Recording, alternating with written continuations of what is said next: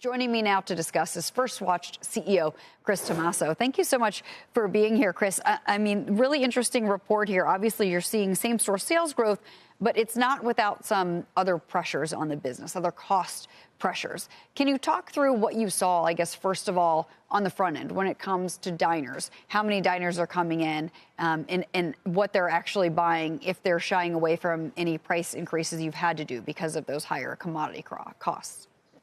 Sure. So, yeah, we've seen same restaurant traffic and same restaurant sales growth sequentially higher for the fourth consecutive quarter for us. And early in the year, we had some higher inflation costs. That has subsided, and that's led to our margin improvement. We've had significant margin improvement.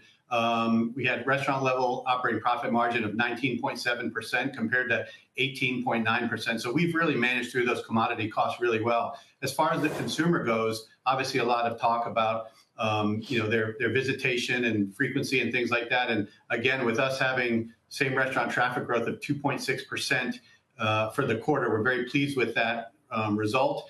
And likewise, we're not seeing any difference in their behavior when they come in. We're not seeing any check management.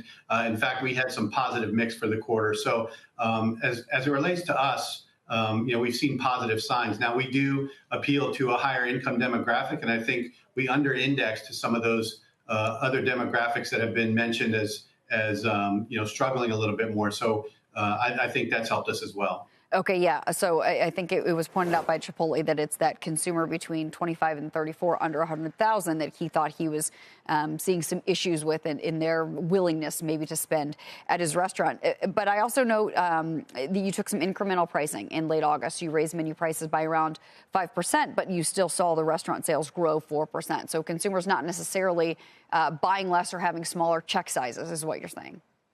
No, and I think, really one of the things we did that we're most proud of is at the beginning of the year, we were looking at commodity inflation of around 8%, and we chose not to take pricing to cover that, what we consider to be transitory commodity inflation. And I think by being conservative throughout the year and allowing the consumer to, increase their frequency and give us some trial, I think that gave us a little bit of latitude to take what would end up being a normal price increase for us in a very abnormal commodity inflation environment. So we should average out for the year a pricing of around 3.5%, which puts us right in our typical 2 to 4% to cover what we consider to be actual inflation annually. Got it. Obviously, there's been a lot of discussion on this show and otherwise about the labor situation in this country, potentially starting to see some cracks with employment.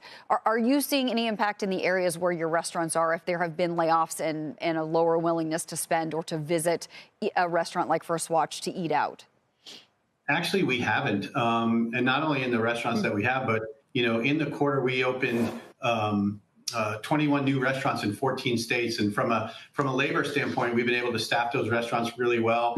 And we haven't seen anything from a consumer standpoint in those markets that maybe have been hit harder with some of those layoffs or even as it relates to the government shutdown. So, again, we've been fairly insulated from a lot of the more macro issues.